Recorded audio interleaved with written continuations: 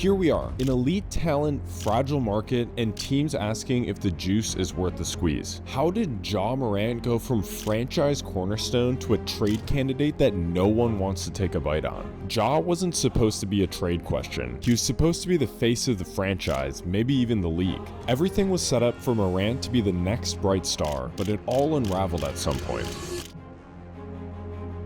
Where exactly was that point, and where can the franchise go from here? It's draft day in 2019. While Zion Williamson was clearly the crown jewel of this draft, Ja Morant was seen as someone soundly in that superstar franchise player caliber, someone who could have gone number one in a different year. That rookie year was stellar. Morant averaged nearly 18 points per game and 7.3 assists, winning a unanimous vote for Rookie of the Year. The next season, the 9th seed Grizzlies beat the Steph Curry-led Warriors in the play-in tournament, shocking the basketball world in a roaring declaration of their arrival on the main stage. Ja was excellent in this game, dropping 36, 6, and 6 and hitting two of the biggest shots in overtime to ice the game. It's arguably this moment right here where Ja Morant's trade value is the highest it's ever been, which is kind of crazy to think about. He was untouchable, but the best is yet to come. In his breakout 21-22 season, Morant won Most Improved Player while ending up with a second-team All-NBA selection, and the Grizzlies took a major step forward to finish at the 2 seed in the Western Conference. They beat the Timberwolves in a hard-fought first-round series and lost to the eventual champion Golden State Warriors in the second round. But people around Memphis were not worried. This was a young team full of bravado, and they were ready to dominate the league for years to come. Right?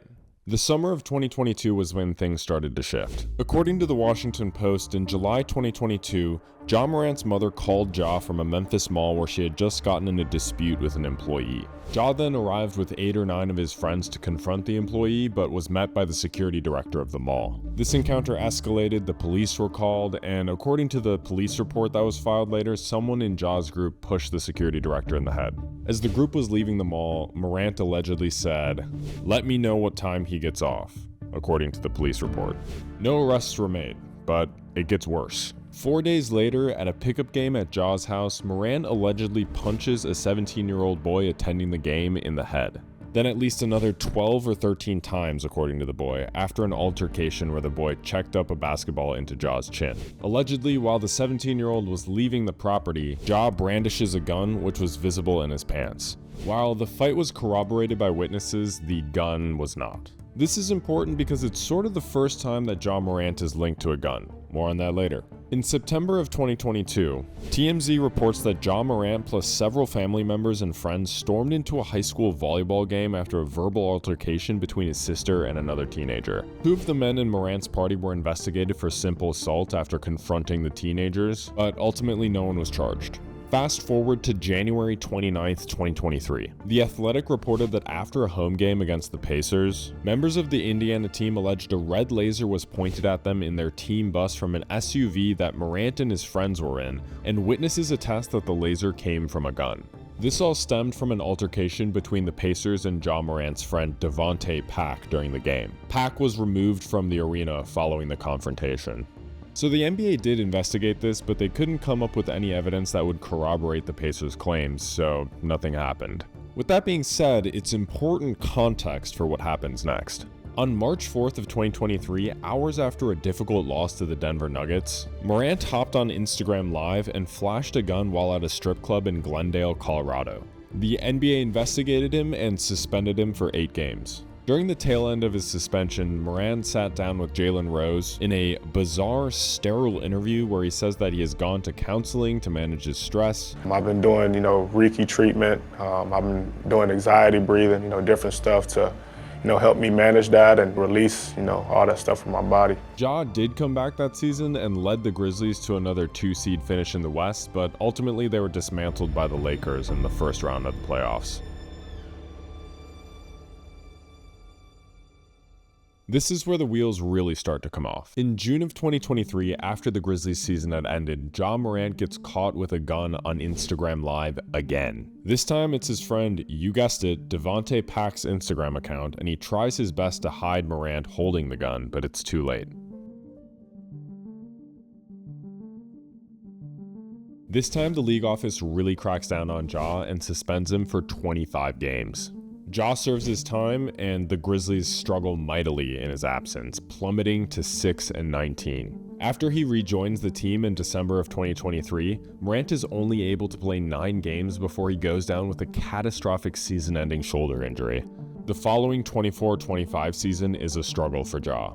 He only plays 50 games in the season due to a host of injuries, and his stats take a hit. The Grizzlies still stick behind Ja during the trade deadline, even with rumors swirling. The GM, Zach Kleiman, releases a statement that the Grizzlies have no intention of moving him.